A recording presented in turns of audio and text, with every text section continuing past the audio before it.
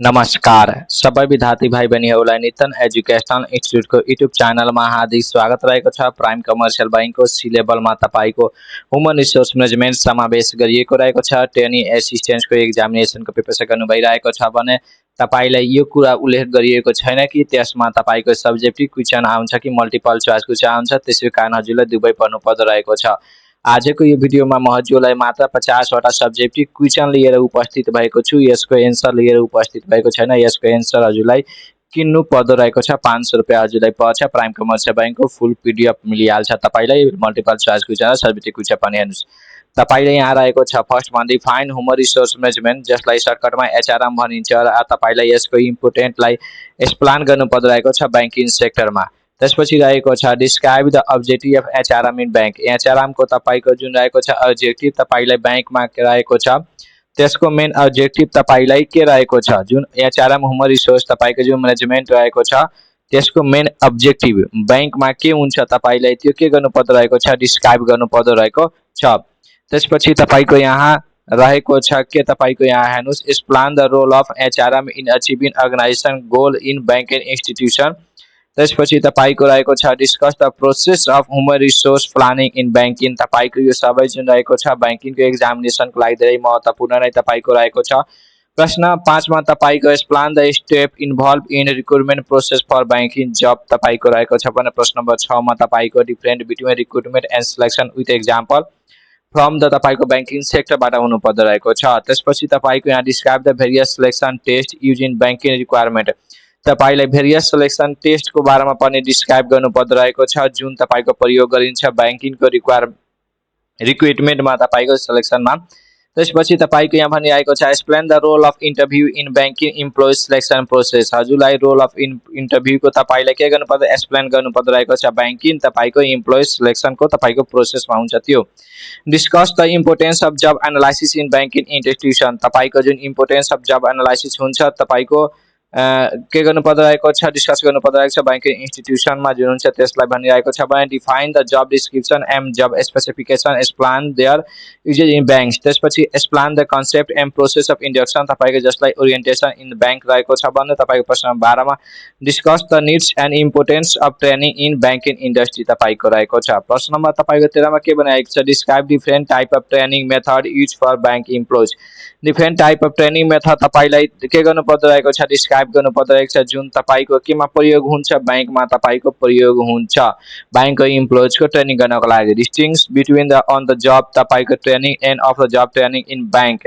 तपाईँको बैंकको सेक्टरमा नै तपाईँको आधार मानेर सबै गर्नुपर्दो रहेको छ भने explain the concept of management development and तपाईँको it relevant into the banking. त्यसपछि discuss the importance of performance appraisal in bank रहेको छ। प्रश्न नम्बर तपाईँको यहाँ हेर्नुहोस् 17 मा के रहेको छ, describe various performance appraisal method use in banking institution तपाईँको रहेको छ। प्रश्न नम्बर तपाईँको यहाँ 18 मा explain the concept of key performance indicator in the bank performance management तपाईँको रहेको छ। सबै तपाईँको एक्जामिनेसनको लागि धेरै नै महत्त्वपूर्ण नै रहेको छ। त्यसपछि प्रश्न नम्बर 9 मा discuss the significance of motivation for तपाईँको बैंक इम्प्लोइज।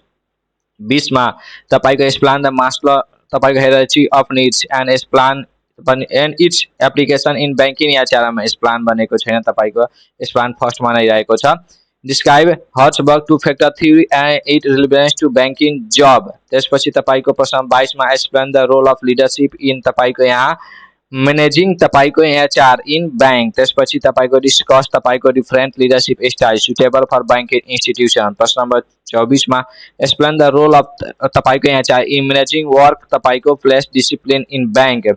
त्यसपछि प्रश्न नम्बर तपाईँको यहाँ 25 मा describe the cause and method of handling employees grievance in bank रहेको छ भने प्रश्न नम्बर 26 मा explain the concept of employees engagement and importance in banking sector. त्यसपछि तपाईँको हामीहरूको यहाँ 27 मा डिस्कस द एचआरएम तपाईँको in promoting team work among the bank employees भने तपाईँको यहाँ 28 मा explain the importance of communication in HRM HR तपाईँको फङ्सन विथ इन बैंक। प्रश्न नम्बर तपाईँको हामीहरूको 29 मा के छ, describe various employees welfare measure implement in bank.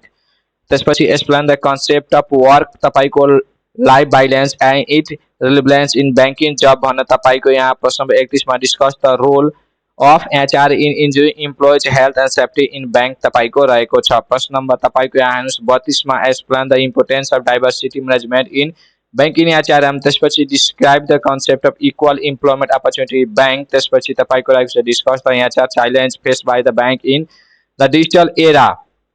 त्यसपछि explain the concept of talent management and its relevance to the banking। त्यसपछि describe the process of तपाईको सक्सेस प्लानिङ इन बैंक। सबैले तपाई के गर्नुपर्छ डिस्क्राइब गर्नुपर्दो रहेको छ। तपाईको यो सबै प्रश्न धेरै बैंकिङको एक्जामिनेसन धेरै महत्त्वपूर्ण नै रहेको छ।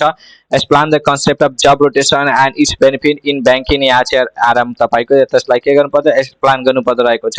Discuss the importance of job satisfaction for bank employees.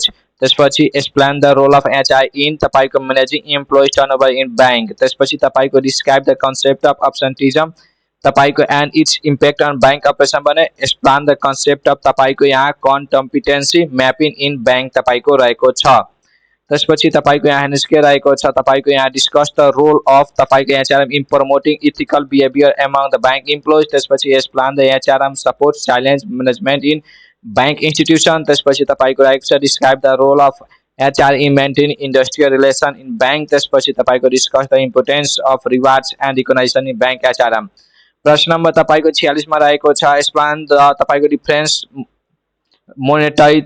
Between monetary and non monetary तपाईको इन्सेन्टिभ इन बैंक। त्यसपछि describe the importance of career planning and development in banking sector तपाईको। त्यसपछि explain the process of capital development in bank. त्यसपछि human capital development in bank रहेको छ भने तपाईको यहाँ 49 मा तपाईको discuss the role of HR in corporate social responsibility activities of bank। त्यसपछि तपाईको explain how HRM contribute to customer satisfaction in banking sector.